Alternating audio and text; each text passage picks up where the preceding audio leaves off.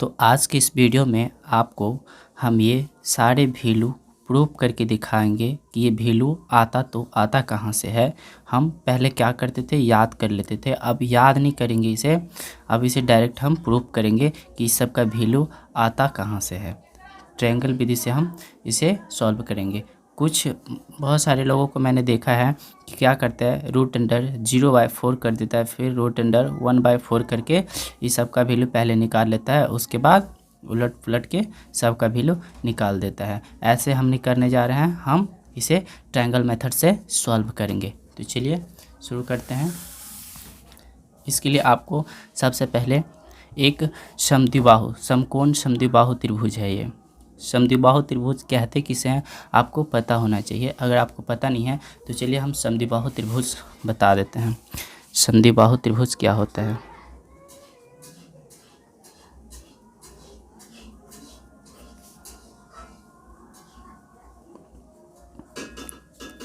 देखिए इसे संधि विच्छेद करते हैं। सम मतलब होता है बराबर, सम मतलब क्या होता है बराबर, द्वि का मतलब होता है दो, और बाहु का मतलब होता है भुजा।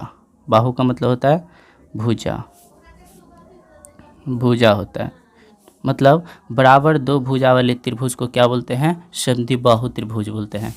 तो यह है समकोण समद्विबाहु त्रिभुज। इसका ये भुजा और ये दोनों भुजा बराबर होगा, ये भुजा और ये भुजा दोनों बराबर होगा, और ये कोण भी, ये कोण और ये कोण दोनों बराबर होगा। समद्विबाहु त्रिभुज का ये प्रॉपर्टीज होता है। तो चलिए इसे हम मान लेते हैं x। अगर इसे x माने हैं तो ये भी हमको x का वैल्यू देगा, क्योंकि ये और ये दोनों साइड क्या है, इक्वल है। इसे क्या बोलेंगे हम, बेस बोलेंगे। ये है बेस, इसे हम हिंदी में आधार बोलते हैं। ये है आधार। उसके बाद ये है हाइपोटेनस, वह है हाइपोटेनस। और ये क्या है, ये है परपेंडिकुलर।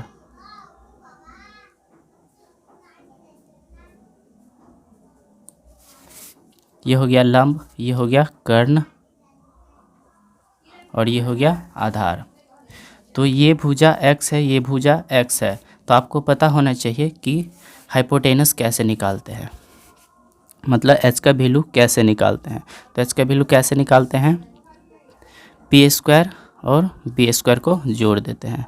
तो चलिए हम इसे निकाल लेते हैं। दोनों का वैल्यू x है, तो x का स्क्वायर प्लस x का स्क्वायर, दोनों को ऐड करेंगे तो 2x²।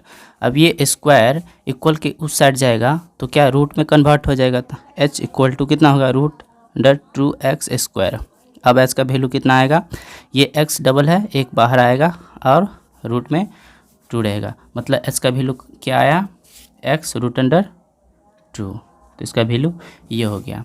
अब क्या करेंगे, 45 डिग्री के लिए सभी का वैल्यू हम निकालेंगे। सभी का वैल्यू कहने का मतलब साइन, यहाँ पे ए एंगल है तो ए ले लेते हैं, साइन ए कॉस ए, इसी प्रकार सभी का निकालेंगे। कॉट ए का, टेन का, कॉसेक सेक, सभी का वैल्यू निकालेंगे। जहाँ यहाँ पे ए इक्वल टू कितना है, 45 डिग्री है। ठीक है, तो चलिए हम इस सब का वैल्यू बारी बारी से निकालते हैं। सबसे पहले लेते हैं साइन 45 डिग्री। तो आपको पता होगा कि साइन थीटा बराबर कितना होता है, साइन थीटा बराबर होता है p/h होता है, p/h होता है।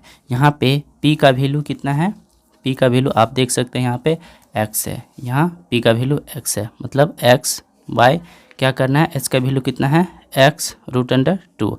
अब x से x कैंसिल, बचा क्या 1/√2, मतलब ये वैल्यू कितना आया, 1/√2। चलिए हम इसमें नोट कर लेते हैं।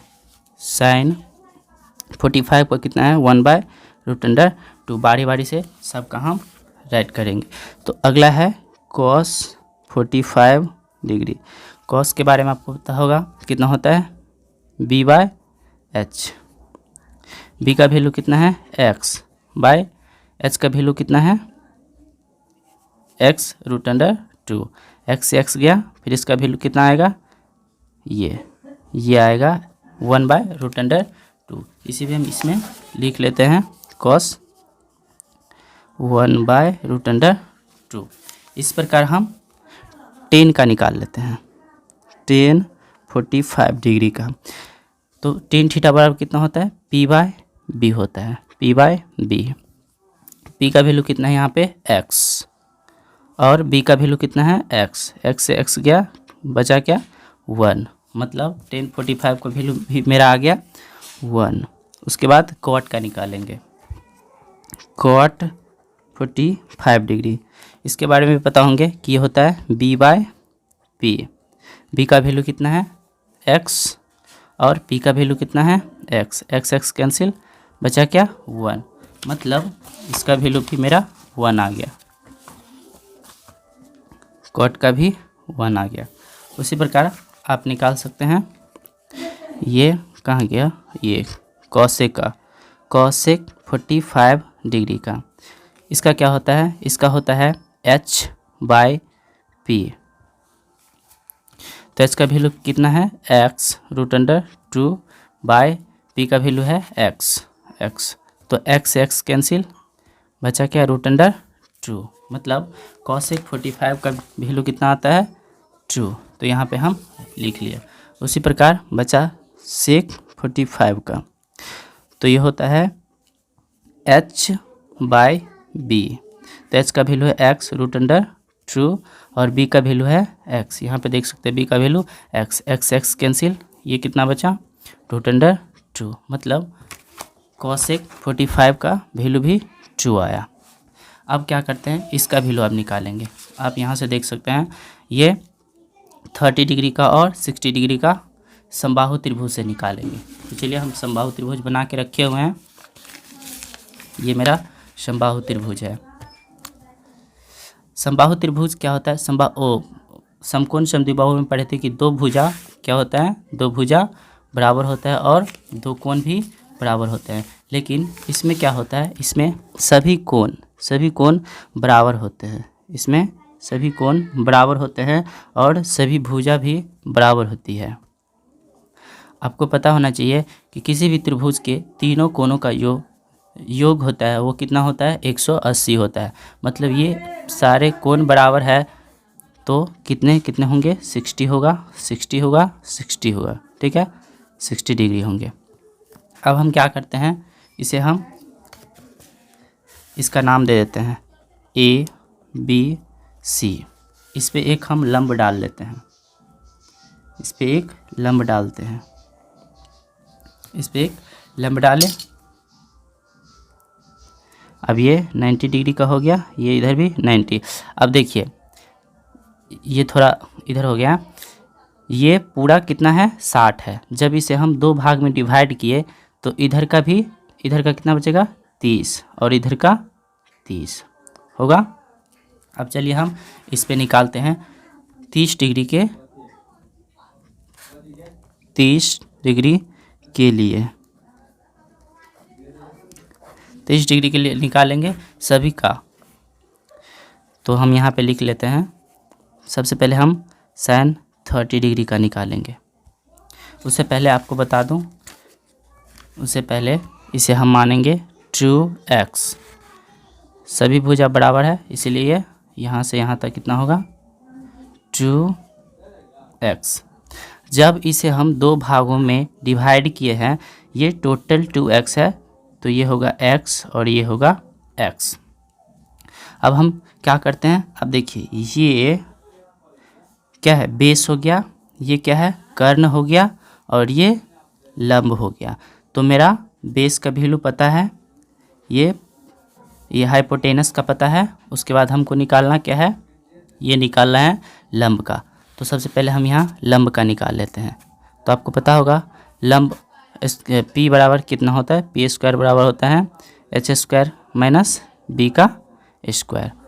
तो पी स्क्वायर इक्वल टू हो गया, एच का वैल्यू कितना है 2x, इसका स्क्वायर माइनस ये कितना है एक्स का स्क्वायर, ये हो जाएगा 4x² माइनस एक्स स्क्वायर।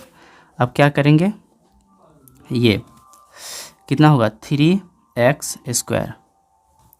अब ये स्क्वायर बराबर के उस तरफ जाएगा तो क्या हो जाएगा, रूट में बदल जाएगा। अब x डबल है इसीलिए हम इसे x को बाहर कर लेंगे, अंदर में बच गया 3, मतलब p का वैल्यू मेरा कितना आ गया x√3। इसे हम लिख लेते हैं x√3। p का वैल्यू मेरा निकल गया x√3। अब निकालेंगे sin 30 डिग्री का मान। अब देखिए जैसे इस एंगल से देखते हैं तो p का वैल्यू ये देगा, p का वैल्यू कौन देगा, ये देगा। यदि हम इस एंगल से देखते हैं इस कोण से तो p का वैल्यू कौन देगा, ये देगा। मतलब सम्मुख भुजा कौन है, ये है। इस कोण से अगर लेते हैं, अगर हम यहाँ पे sin 60 डिग्री लेते तो p का मान ये होता है, ये वाला भुजा AD, ठीक है। और इस एंगल से जब हम देखेंगे तो p का वैल्यू ये देगा। तो हम 30 का निकाल रहे हैं, 30 डिग्री का, तो p का वैल्यू ये होगा और b का वैल्यू ये होगा। और ये जो होता है h कभी चेंज नहीं होता है। तो आपको पता होगा sin थीटा बराबर कितना होता है, sin थीटा बराबर होता है p/h होता है। यहाँ पे हम लिख लेते हैं। तब p का वैल्यू कौन देगा, इस एंगल से देख रहे हैं तो p का वैल्यू ये होगा x, उसके बाद h का वैल्यू तो चेंज होगा नहीं तो 2x। अब x कैंसिल हो गया, बचा क्या 1/2, मतलब sin 30 डिग्री का वैल्यू कितना है 1/2। sin 30 डिग्री का वैल्यू आया 1/2।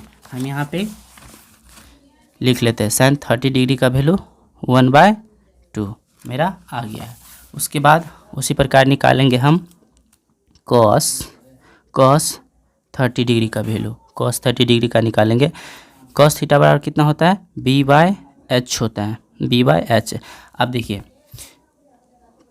30 तो यहाँ से देखेंगे तो ये तो p का वैल्यू हो गया, ये हो गया p का वैल्यू, मतलब b कौन होगा, ये कर्ण तो चेंज होता नहीं है तो ये हो गया b का वैल्यू x√3/h का वैल्यू ये 2x, x कैंसिल, बचा क्या √3/2।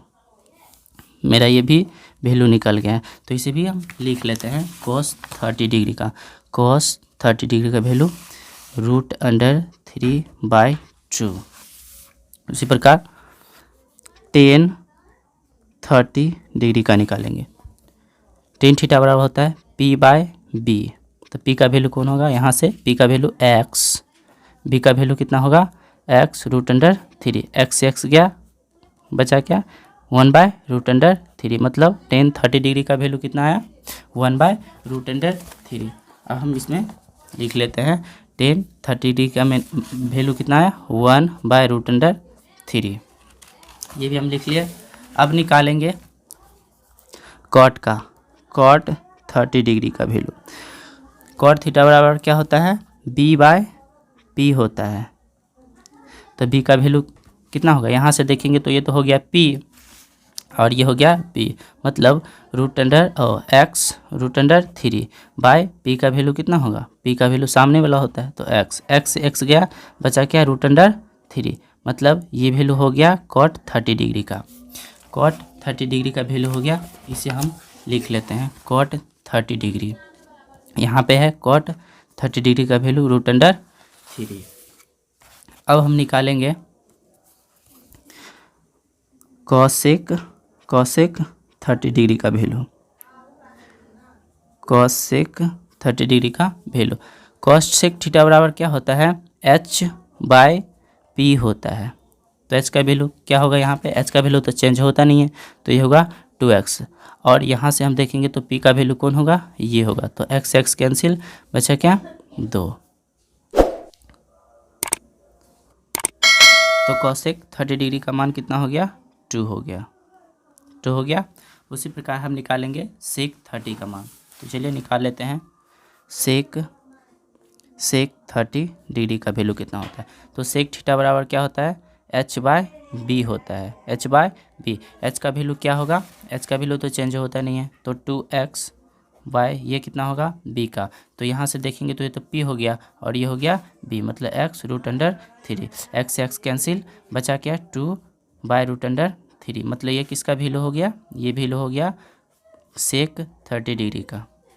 तो यहाँ पे हम लिख लेते हैं सेक 30 डिग्री का वैल्यू कितना आया, 2/√3। इसी प्रकार हम निकालेंगे ये कितना है 60 डिग्री का वैल्यू निकालेंगे। तो चलिए हम ये तो ले लिए, अब हम इस एंगल से ले लेते हैं। आप चाहे तो इधर से ले लीजिए या इधर से ले लीजिए, कहीं से भी ले सकते हैं। चलिए हम यहाँ से ले लेते हैं, तो हम यहाँ से ले लेते हैं, एक पेज ले लेते हैं। तो चलिए हम लेते हैं, अब 60 डिग्री के लिए सभी का वैल्यू हम निकालेंगे, 60 डिग्री के लिए निकालेंगे। तो यहाँ पे सबसे पहले हम साइन 60 डिग्री का वैल्यू निकालते हैं।